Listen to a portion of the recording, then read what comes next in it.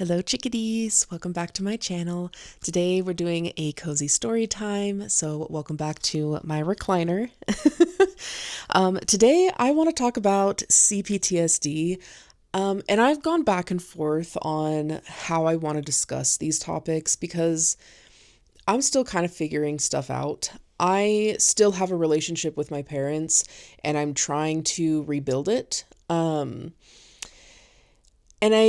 I fear that talking about it in detail may cause some of my followers to have a strong opinion about if I should or shouldn't have a relationship with my parents. But I still want to talk about it because it's a big part of my life. So I want to share it. And I feel like it's not quite talked about enough. It seemed really hard for me to obtain any kind of information about C-Ptsd when I was first learning about it. So I would like to add into the mix of like info and give support where I can. So with that being said, today, trying to keep myself feeling comfortable. I don't want to overwhelm my inner child. So today I'm just going to tell you about how I discovered that I had C-Ptsd in the first place. Because I think for a long time, it wasn't clocking for me. It was not clicking for me. I had no idea that I was traumatized. And I think that that's the case with a lot of people. Like, there's so many people out there that just assume that they're in the wrong or that they're just dramatic and so on and so forth because they're gaslit into thinking that they aren't traumatized or that what they went through wasn't that big of a deal or it wasn't a big deal for long enough. So I'm here to tell you that it is a big deal. So let's get into it. I've got my notes. I'm ready to start this story.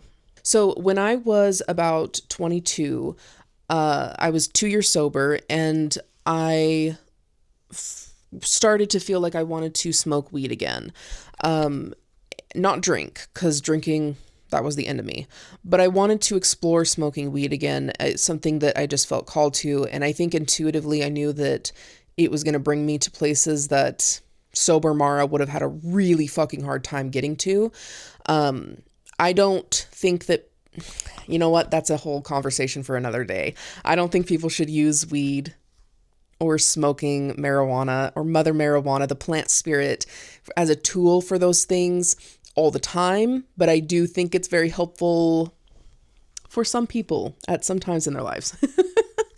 But with that being said, I started to smoke weed again, and I was smoking with my younger sibling. We were very, very close. We would hang out like every single day. I would like be FaceTiming them at work. We would go hang out after work. We would hang out before work, and then we would smoke weed together. Like, it was very fun. I'm so grateful for the time that we started to connect. There's an 8-year difference between the two of us.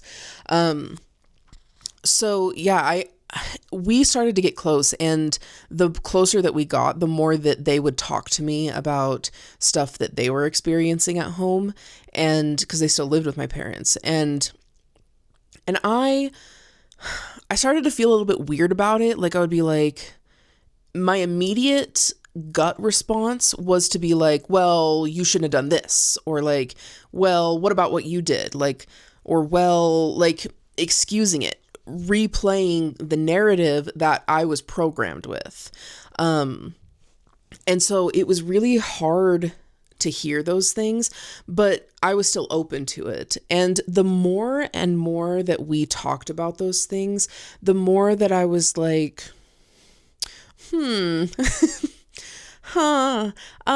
maybe I've experienced that too. Maybe that actually does sound familiar to me. Maybe those feelings do actually resonate with me. Maybe that is what I went through too. And slowly but surely, I feel like I kind of woke up to, or rather got comfortable with, no. I danced around the idea of maybe I had the same experience and it wasn't just that I was a bad seed. And you have to understand, especially after getting sober, in AA, you are taught to believe that everything that you did was fucked up and you owe amends to everybody. Now, I am sure that not everybody has that experience in AA. That was my experience. So it is what it is. And I think that that really played into the wall of illusions that I had in front of me between me and the abuse that I went through. So I just felt like everything that I did in my life or everything that happened to me, everything that was done to me, I deserved, because I was a bad kid. I was a shit teenager. I was a drunken addict. I was this, I was that. It was all because of me. And the amount of intense shame, and like, I'm getting emotional right now thinking about it, because it's so hard to carry that in you. And especially if you don't fully recognize that that's what's happening, it's debilitating, honestly. It will bring you down all the way. I mean, I lived years, all the way up until I was about 22, 23, of believing that everything was my fault. And if I ever felt otherwise, shame on me. Shame on me. After a few months, maybe like 6-7 months of us hanging out consistently and them talking to me and really explaining to me what was going on for them, it broke through to me. I'm so grateful for them. They validated my inner child so strongly in a way that I don't know if I would have been able to do for myself. But hearing those things gave me a safe space to say, I went through that too. That's my story. What you're saying to me is my story. So it was extremely helpful, and I'm very grateful to have connected with my younger sibling when I did. I'm their ride or die.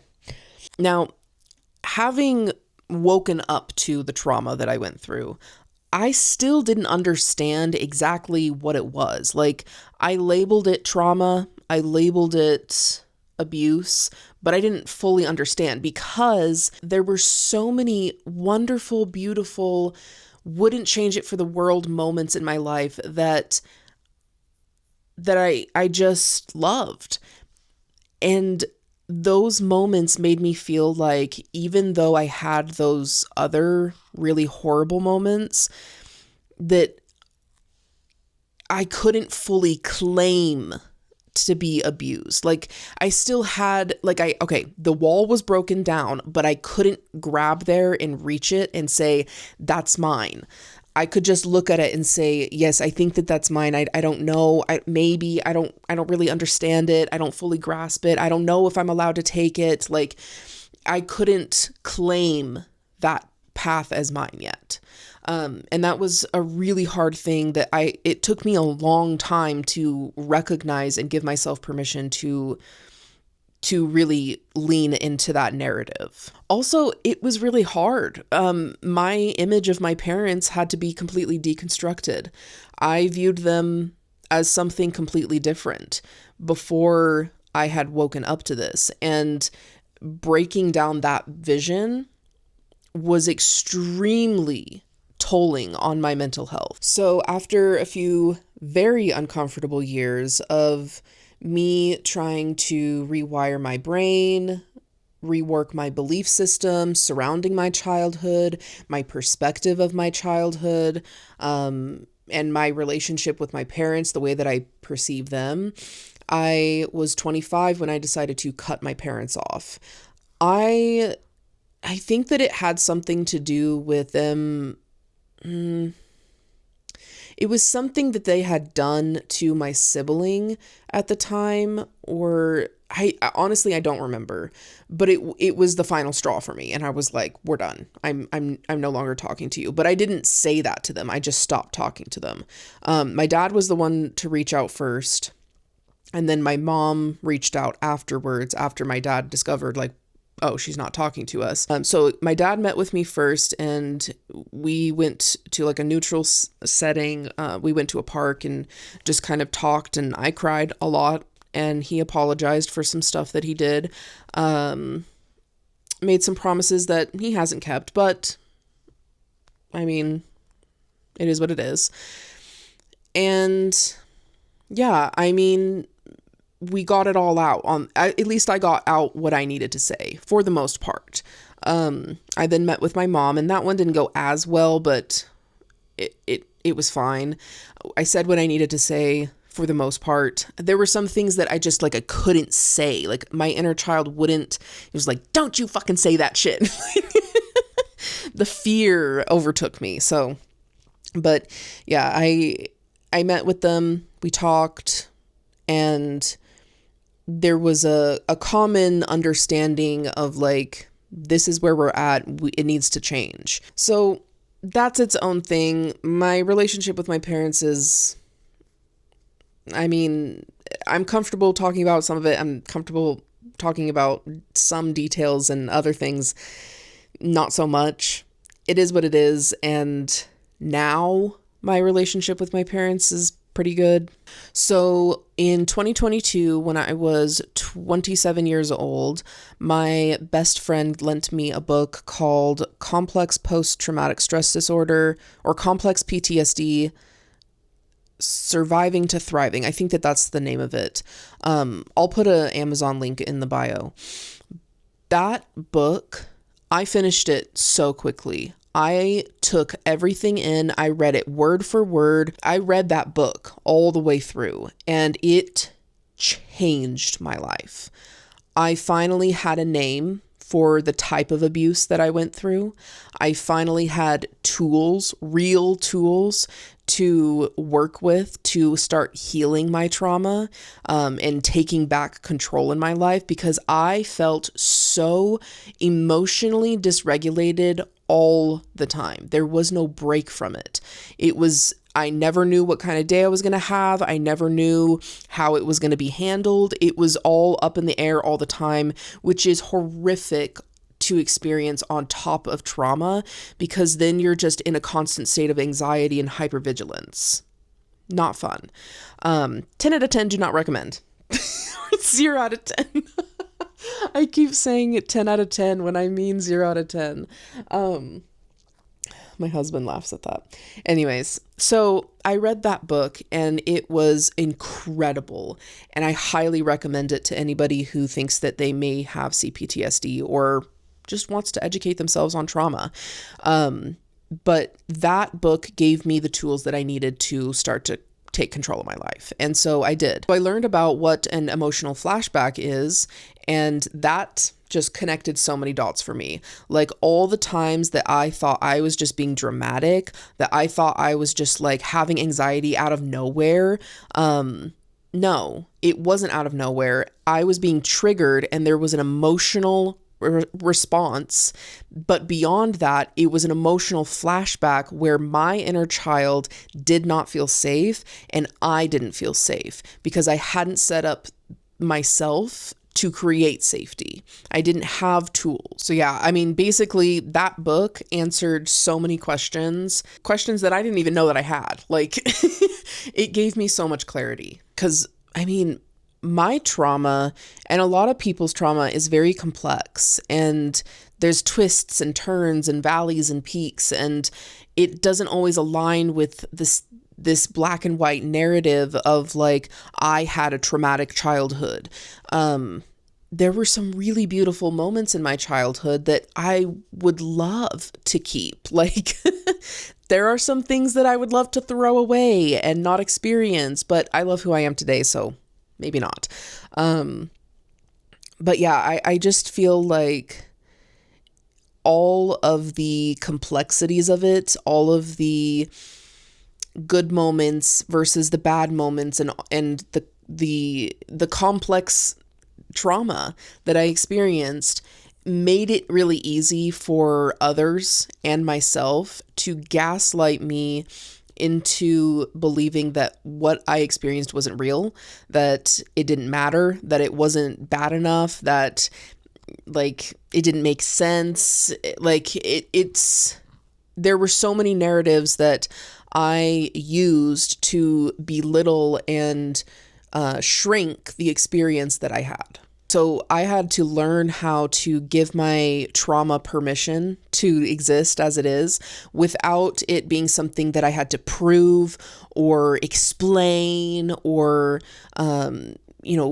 show to other people. It had to be something that I just gave permission to, just to exist, just to be there, just to be what it was, and not try and force it to be something that it wasn't, and not try and force it to not exist. So if you are feeling like you've been traumatized, but you're like, but this and this and this, that wouldn't make sense. If you're like questioning that, or if you've been gaslit into thinking that your experience wasn't that bad, I'm here to tell you that it probably was.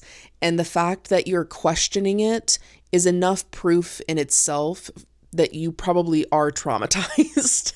Post-traumatic stress disorder, anxiety disorders, depressions, trauma will all add up and reflect in your body. Your physical symptoms is reflected through what you've experienced internally. And that is honestly, I believe, why I have type 2 diabetes, why I have Sjogren's disease and whatever else. I think that those are physical manifestations of my trauma.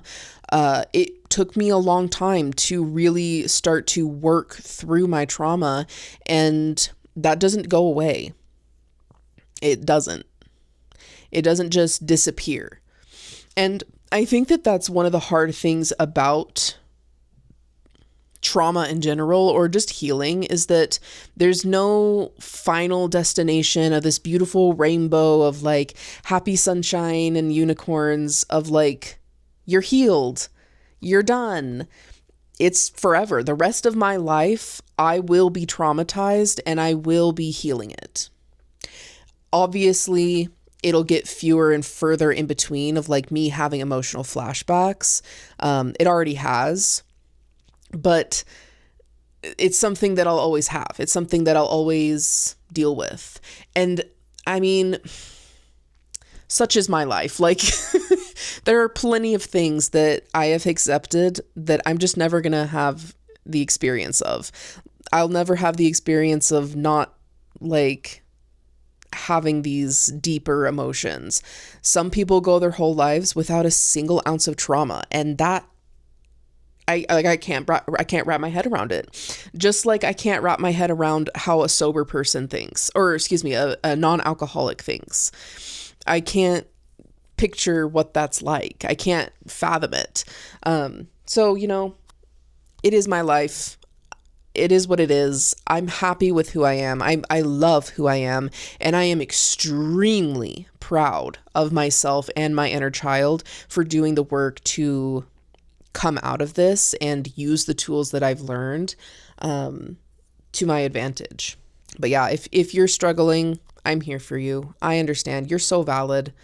You are worth exploring healing modalities. You are worth exploring therapy. You are worth exploring love and reparenting yourself. It's hard. It is. But consistency is key, and you will get to the point where you notice, where you're like, oh, that used to trigger the shit out of me.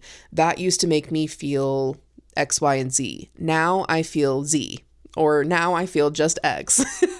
And, there's something to be said about being blissfully ignorant. When I didn't know that I was traumatized, I mean, I had struggles. I was having emotional flashbacks. I just didn't know that that's what it was. And one could argue that it wasn't as intense because I wasn't consciously aware of it. But it was still there. I was ignorant to it. And I wouldn't go back to that state, but I think that some people are okay with just living like that, and that's fine. I still have some people in my family that turn a blind eye to it. they still are completely ignorant to it, and that's fine. I would never force anybody to become aware or to wake up to something that they're not ready for. I think that your brain will do that naturally as you become ready for it.